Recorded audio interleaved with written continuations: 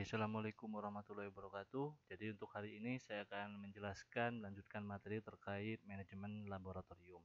Di sini untuk pengawalinya saya akan menjelaskan penggunaan peralatan dan bahan yang ada di laboratorium. Jadi kemarin kalian sudah membuat MSDS ya. Jadi di situ keterangan dari bahan. Jadi intinya identitas dari suatu bahan. Oke. Di sini saya akan mulai dari penataan alat dan bahan. Jadi penataan alat ini atau bahan ini adalah proses pengaturan alat bahan di laboratorium agar tertata dengan baik. Dalam menata alat atau bahan tersebut berkaitan erat dengan keteraturan dalam penyimpanan maupun kemudahan dalam pemeliharaan. Jadi intinya saat kita sudah menata maka pastinya akan mempermudah kita dalam mengambilnya. Jadi kita tidak perlu bingung lagi ya kalau misalnya nanti mencari suatu bahan atau alat yang ada di lab. Nah, kemudian mungkin ini pertanyaan saya, kira-kira untuk menata bahan sendiri itu berdasarkan sifatnya atau berdasarkan unsur awalnya? Mungkin kalian bisa chat di komentar ya. Kira-kira pendapat kalian seperti apa?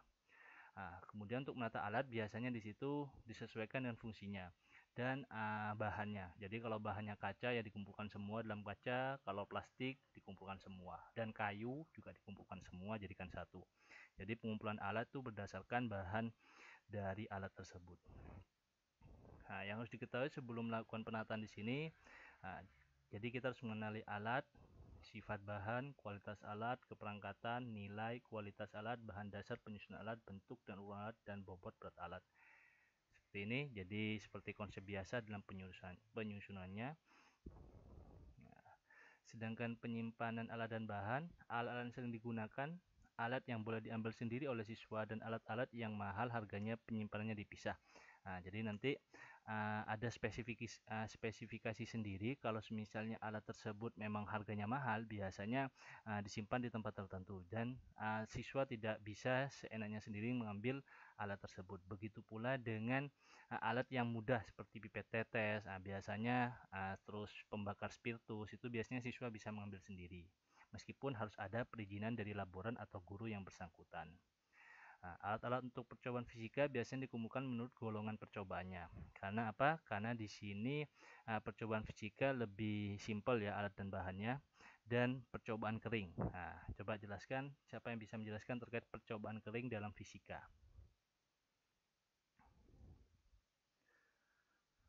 Oke, alat-alat yang digunakan untuk beberapa jenis percobaan disimpan tersendiri di tempat khusus. Nah, seperti tadi ya, kalau misalnya alat tersebut memang mahal dan biasanya juga alat yang sangat langka. Jadi misalnya alat kromatografi. Alat kromatografi kan tidak semuanya lab ada. Biasanya di situ disimpan di tempat khusus. Ataupun alat UV, UV vis, biasanya di situ di tempat khusus karena di situ alatnya memang di lab itu sangat langka sekali. Jadi memang benar disimpan yang benar-benar aman dari jangkauan siswa. Kemudian alat-alat untuk percobaan biologi umumnya disimpan menurut judul percobaan atau dapat dilakukan berdasarkan alat, bahan, dan alat. Ini seperti biasa ini.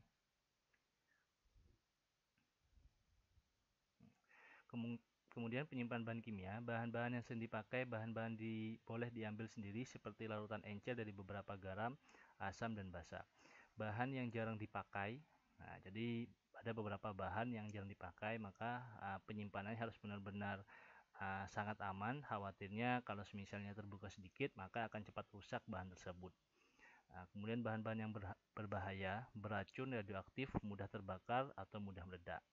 Mungkin kalian bisa berceritakan atau komentar di bawah terkait bahan-bahan yang sering teledor di dalam lab ya. Karena di situ kalian harus paham. Jadi bahan ini sangat simpel, tetapi kalau kita teledor akan berbahaya. Contohnya ya kalau saya kasih kasus itu seperti penyimpanan alkohol. Alkohol saya rasa di setiap tempat sekarang saat ini kan ada hand sanitizer, ada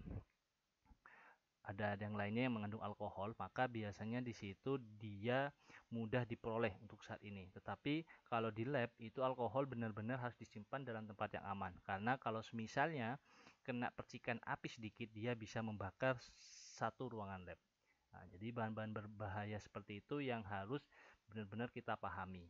Nah, Kemudian mungkin kalian bisa memberikan komentar bahan-bahan yang simple tapi berbahaya. Nah, dan kasusnya seperti apa? Mungkin kalian bisa menemukan di internet, bisa share di kolom komentar. Nah, ini merupakan tugas kalian ya. Jadi di sini material safety datasheet. Jadi di sini kalian bisa menemukan identifikasi dari suatu senyawa. Eksplosifnya berarti di situ dia mudah meledak. Oxidizing di sini berarti biasanya dia mudah teroksidasi ya.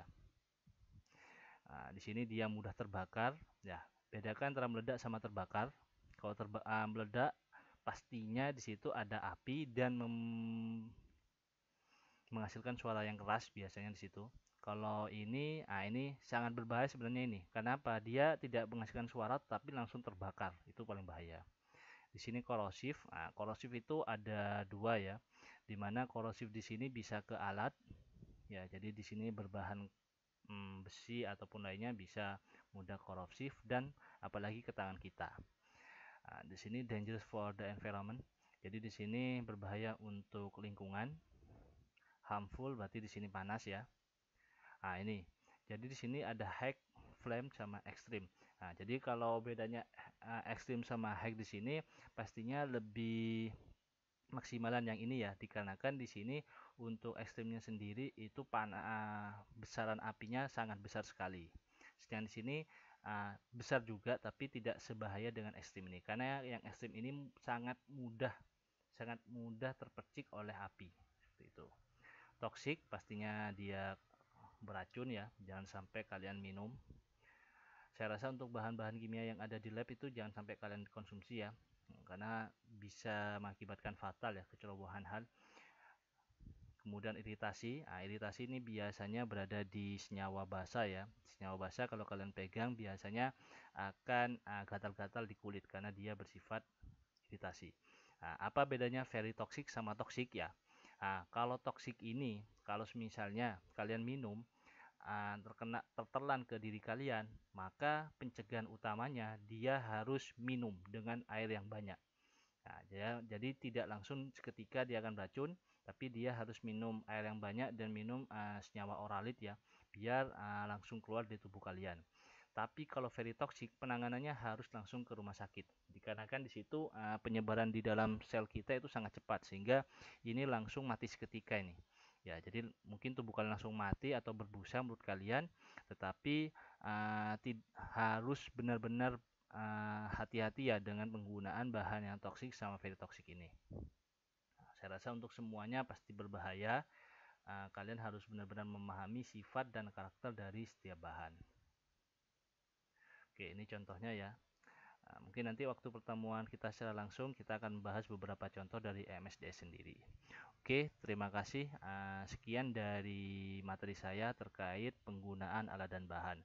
Seperti biasa, silakan menulis pertanyaan atau men-share komentar ataupun menjawab dari pertanyaan dari teman-teman kalian. Oke, saya akhiri. Terima kasih. Assalamualaikum warahmatullahi wabarakatuh.